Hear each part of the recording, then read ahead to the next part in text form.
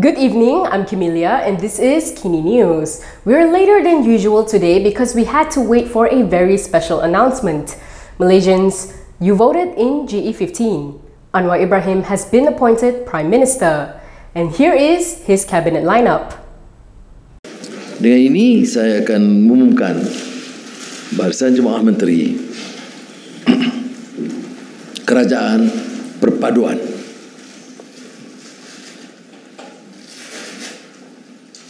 Perdana Menteri Anwar Ibrahim dan Menteri Kewangan. Timbalan Perdana Menteri dan Menteri Kemajuan Desa dan Wilayah Datuk Seri Ahmad Zahid Hamidi. Timbalan Perdana Menteri dan Menteri Perdagangan dan Komoditi Datuk Seri Haji Fadhillah bin Yusof. Menteri Pengangkutan Look Siu Fuk atau Anthony Look. Menteri Pertanian dan Keterjaminan Makanan Muhammad bin Sabu. Menteri Ekonomi Muhammad Rafizi bin Ramli. Menteri Pembangunan Kerajaan Tempatan Nga Ko Meng. Menteri Pertahanan Muhammad bin Haji Hassan. Menteri Kerja Raya Alexander Nanta Linggi. Menteri Dalam Negeri Saifuddin Nasution bin Ismail. Menteri Perdagangan Antarabangsa dan Industri Tengku Zafrul bin Tengku Abdul Aziz. Menteri Pendidikan Tinggi Datuk Seri Muhammad Khalid bin Nordin. Menteri Sains dan Teknologi Chang Li Kang. Menteri Pembangunan Wanita, Keluarga dan Masyarakat Datuk Seri Nancy Betty Shukri. Menteri Perdagangan Dalam Negeri dan Kos Sara Hidup Salahuddin bin Ayub. Menteri di Jabatan Perdana Menteri Urusan Undang-Undang dan Reformasi Institusi Datuk Sri Azalina Betty Osman. Menteri Sumber Asli Alam Sekitar dan Perubahan Iklim Nik Nazmi bin Nik Ahmad. Menteri Pembangunan Usahawan dan Koperasi Yeoh Benedict. Menteri Luar Negeri Datuk Seri Zamri bin Abdul Kadir. Menteri Pelancongan Datuk Seri Tiong King Sing. Menteri Komunikasi Digital Ahmad Fahmi bin Muhammad Fadhil.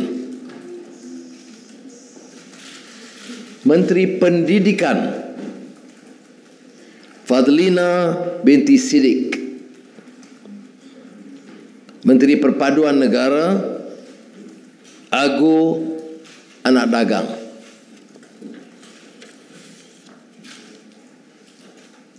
Menteri Agama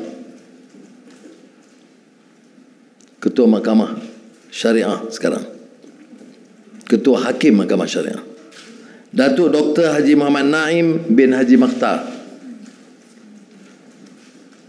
Menteri Belia dan Sukan Yu Xiao Suan atau Hana Yeoh.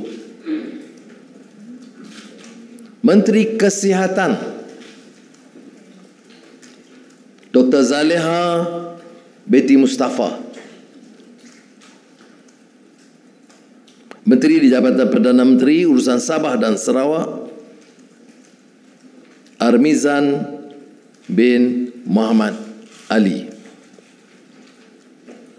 Sementara itu, urusan kerajaan khususnya Kementerian Kewangan akan dibantu oleh beberapa penasihat yang tidak akan mengambil upah. Ia akan diketuai oleh penasihat Petronas Tan Sri Hassan Marekan. It was a truly busy day for Anwar today. He met the king in Kuala Lumpur in the morning, met Sultan Nazrin Shah in Perak and voters in Tambun, and then went back to Putrajaya to announce his cabinet. And still between all that, he had a message for his political rivals. Prime Minister Anwar Ibrahim has suggested that all political parties work together to support his government and focus on helping the Rakyat. In his speech on Tambun today, Anwar appeared to be extending an olive branch to his political adversaries. The Pakatan Harapan chairperson said politicians can choose to either cooperate or keep fighting each other at the people's expense. Anwar was in Perak for a series of programs where he first had an audience with Perak ruler Sultan Nazrin Shah before making his rounds in Tambun to thank voters who elected him into parliament. In his speech, the Prime Minister also expressed his appreciation to the Council of Rulers for its concern about democracy and the decision to have a unity government. Anwar said the decision was meant to put a stop to the political bickerings plaguing the country. Before the cabinet lineup was announced tonight, this is what sources in UMNO had to say about Zahid Hamidi's chances. UMNO President Ahmad Zahid Hamidi is almost certain to join Prime Minister Anwar Ibrahim's cabinet as one of the deputy prime ministers. An UMNO source has revealed that the Bagandato MP has been nominated to take up the post in line with his position as party leader. However, sources did not reveal which ministry was proposed for Zahid to lead. Before this, speculations were rife that Zahid would fill the DPM post that was dedicated to BN as the main coalition partner of the new government. Even some party leaders, such as UMNO Supreme Council member Razlan Rafi, felt that Zahid should be given the position to stabilize the government. Yesterday, former UMNO Secretary General Anwar Musa stated that cabinet positions should follow the party hierarchy. Earlier this morning, Anwar appeared before the Yang di-Pertuan Agong, who is believed to have been presented with the new cabinet lineup. Another source close to the UMNO president also confirmed that Zahid was proposed as Deputy Prime Minister. Earlier today, DAP leader Kwan Eng said that him being in the cabinet is not as important as ensuring the country's future is secure. DAP chairperson Lim Kwan Eng has responded to speculation that he may not be appointed a cabinet position in Prime Minister Anwar Ibrahim's government. The former finance minister stressed that the question of giving him a cabinet post is secondary to ensuring that the country's future is not stolen. Lim stated that he is willing to serve in any capacity in the new government. In a post on Facebook, Lim mentioned his willingness to serve in any capacity as long as the unity government led by Anwar can continue to function and remain stable against extremist forces seeking to undermine and topple it. He said that PH deserves to be in government after winning the most seats and largest popular vote in the 2015 general election.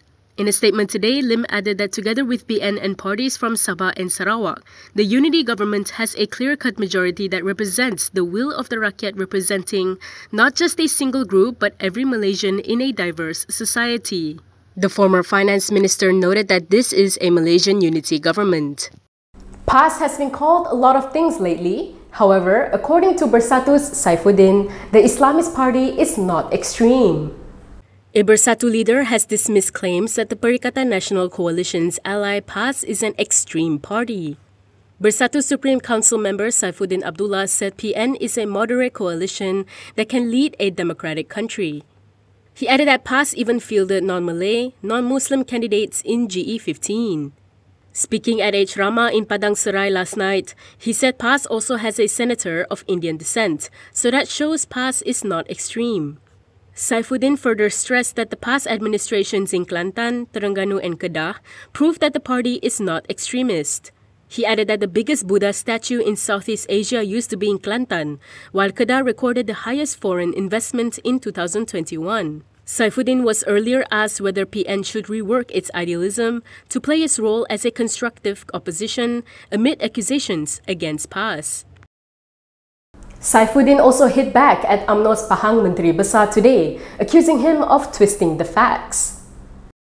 Pahang Perikatan Nasional chairperson Saifuddin Abdullah has accused Pahang Menteri Besar Wan Rosdi Wan Ismail of twisting the facts. Saifuddin said this regarding the negotiations between PN and BN in forming the state government. According to Saifuddin, the negotiations between Wan Rosdi and past Deputy President Tuan Ibrahim Tuan Man, who represented PN, happened in 3 rounds. Speaking to reporters in Padang Serai last night, Saifuddin explained that in the first round, PN had made it clear that the coalition did not want to form the government with Harapan in Pahang. He added that the second round involved discussions on forming the state government with BN. The third round, he said, was PN justifying getting the Menteri Besar post by virtue of having the highest number of seats in the state assembly. Saifuddin noted this shows how much PN had tried to compromise with BN, as long as Harapan did not form the state government in Pahang. Saifuddin was responding to Wan Rosdi's claim yesterday that BN-PN relations in Pahang soured due to the PN's attitude. Parliament will reconvene later this month, but a familiar face will be absent from the Dewan Rakyat proceedings. The Dewan Rakyat is set to reconvene on December 19, however, it would be without Azhar Azizan Harun. Azhar said that he will have to vacate his seat as Speaker by December 18. He explained that based on the federal constitution, he will have to vacate his chair at the stroke of midnight on December 18th. Speaking to The Star, he added that there will be no speaker when the Dewan Rakyat convenes at 10 a.m. on December 19th. The House will then begin the process of electing a speaker. Once a new speaker was elected, Azhar said, all MPs are to take their oath before him or her. The speaker will then preside over the appointment of a deputy speaker. Azhar faced no opposition when appointed as the speaker in July 2020 after then-speaker Muhammad Yusof was told to give up the position following the Sheraton Move political coup. And that is all from me today. For more stories, you can go to KiniTV.com. You can also follow us on Instagram, Twitter, YouTube, and Facebook for the latest news updates. If you'd like to support independent media, do consider subscribing to MalaysiaKini.com. I'm Camelia. Thanks for watching.